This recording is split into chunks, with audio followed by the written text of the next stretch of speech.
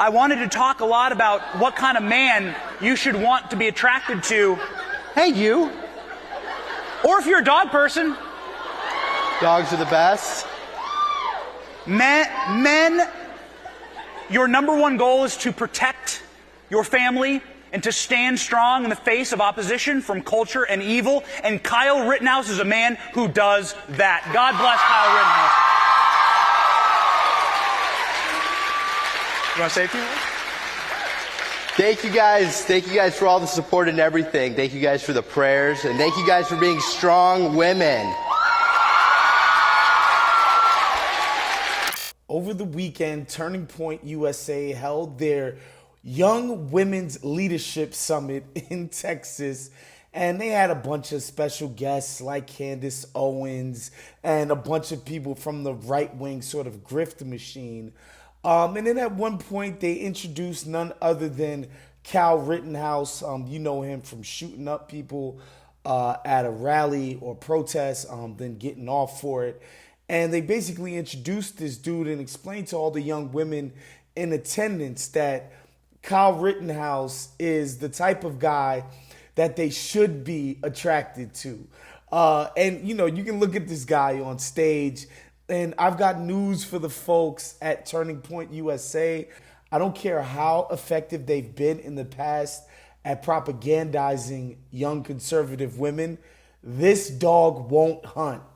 Men, your number one goal is to protect your family and to stand strong in the face of opposition from culture and evil. And Kyle Rittenhouse is a man who does that. God bless Kyle Rittenhouse. And look, we don't need to be mean-spirited about this whole thing, but you can just look at this guy awkwardly standing on stage. Please play back the part where he goes, "Dogs are the best." Or if you're a dog person. Dogs are the best. Like, this is not a guy that women of any political hue are going to be attracted to. And he's literally doing a dog and pony show up there as some, you know, supposed martyr or hero of the movement. It's kind of hilarious. And, you know, the young women in the crowd are sort of cheering and they're rooting him on, but it's also weird and just awkward. And, you know, he gets on the mic and he tells them that they are, quote unquote, strong women.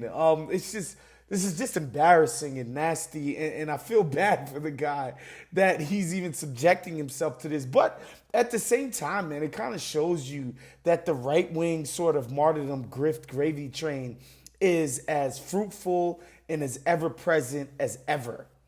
And sort of lastly, what I want to get into is something that stuck in my craw basically the entire beginning of the pandemic. And when I think about it now, I kind of laugh. You guys will all remember all of your liberal friends on social media going absolutely nuts for Cuomo, Governor Cuomo, former disgraced Governor Cuomo out in New York when he would do his press conferences. Like, this dude was literally everybody's favorite liberal zaddy just because he could go up there and just read words in a way that gave people a modicum of hope and relief. Obviously, it was in contrast to Trump, who was traumatizing people with his clown show. But it was ridiculous the extent to which people were just drooling all over themselves over that clown and idiot. And of course, as time bears itself out, we learn that this guy is like really handsy and a serial alleged sexual assaulter. Of course, the awful things that he did to older people in nursing homes in the beginning of the pandemic. Like, this dude was being held up as this paragon of great liberalism, and everybody was throwing their panties and boxer briefs at the guy.